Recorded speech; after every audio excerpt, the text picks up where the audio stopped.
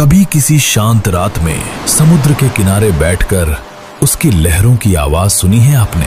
वो आवाज जो कभी लोरी जैसी लगती है तो कभी किसी चेतावनी जैसी। जब हम समुद्र को देखते हैं तो हमें सिर्फ पानी नजर आता है, लेकिन क्या कभी आपने महसूस किया है कि हमारा और इस समुद्र का रिश्ता कितना गहरा है? जब हम रोते हैं तो हमारी आंखों से निकलने वाला वो खारा आंसू, जब हमें पसीना आता है तो वो खारापन, और हमारी रगों में दौड़ने वाला खून, इन सब का स्वाद ठीक वैसा ही है जैसा इस विशाल समुद्र के पानी का है। ये कोई इत्तेफाक नहीं है, ये सबूत है कि हम इसी समुद्र से आए हैं। ये समुद्र हमारे अंदर है। लेकिन जरा सोचिए, एक ऐसा वक्त भी था जब इस दुनिया में न कोई आंसू था, न कोई बारिश थी, और न ही ये नीला समंदर था। एक ऐसा वक्त जब हमारी धरती प्यासी थी, जल रही थी और खामोश थी। आज हम उसी खामोशी को तोड़ने वाले हैं।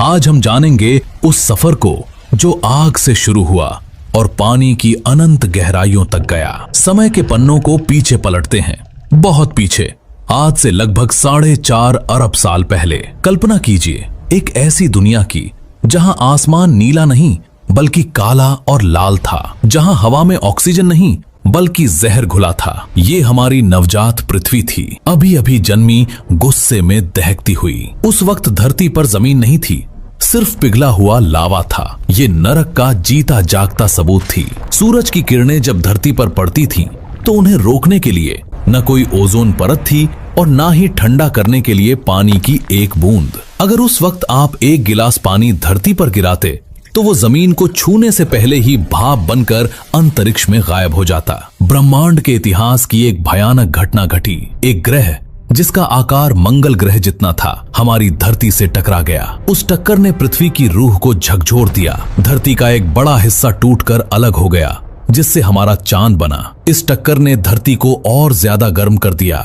सब कुछ पिघल चुका था, लेकिन कुदरत का कानून है, हर तूफान के बाद शांति आती है। लाखों साल बीते और धीरे धीरे पृथ्वी का गुस्सा शांत होने लगा। ऊपरी सतह ठंडी होकर सख्त चट्टान बनने लगी, लेकिन असली कहानी तो सतह के नीचे चल रही थी। धरती के सीने में दबे हजारों ज्वालामुखी एक साथ फट पड़े, और यहीं से शुरू हुआ समुद्र के बनने का पहला अध्याय। इन ज्वालामुखियों ने धरती के अंदर कैद भाप को आजाद करना शुरू किया, लेकिन वैज्ञानिकों का मानना है कि सिर्फ इतना पानी काफी नहीं था। हमारी धरती को पानी का तोहफा सितारों से मिला था। अंतरिक्ष से लाखों बर्फीले धूमकेतु और उल्कापिंड हमारी धरती पर बरसने लगे। ये वो समय था जिसे लेट हेवी बॉम्बार्डमेंट